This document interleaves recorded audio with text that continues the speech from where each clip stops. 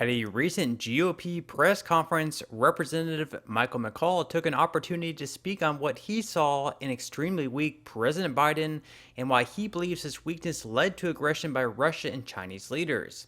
He said that weakness invites aggression and made connections with Hitler, where he saw an opportunity with weak leaders throughout the world. Watch and leave your comments or thoughts below. Thank you, Debbie.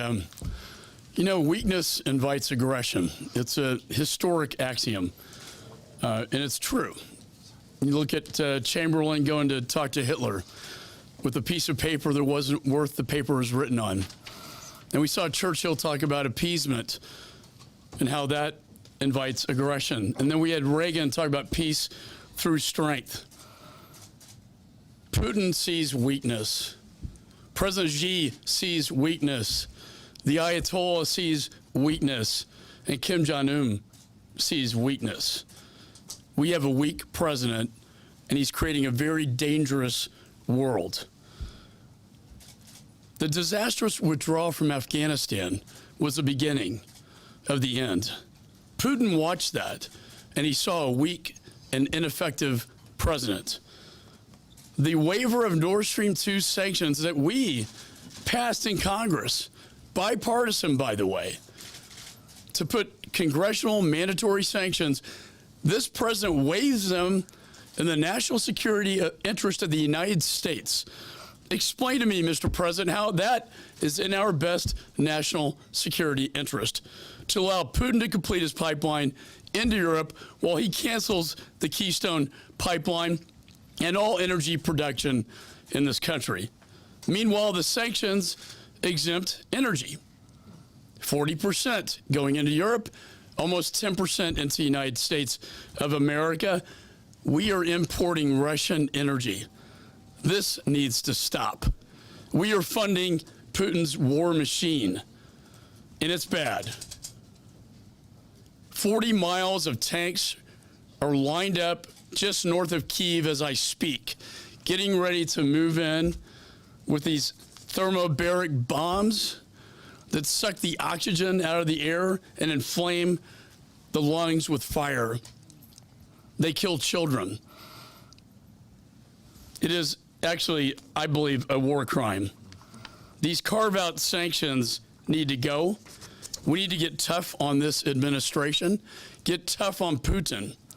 Putin has blood on his hands, and it's going to get a lot worse before it gets better. General Milley is correct.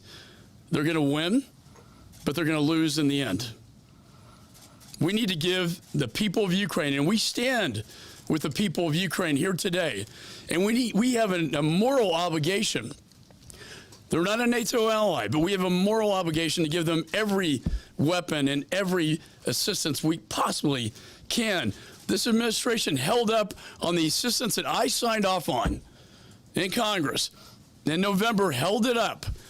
It's just now coming in.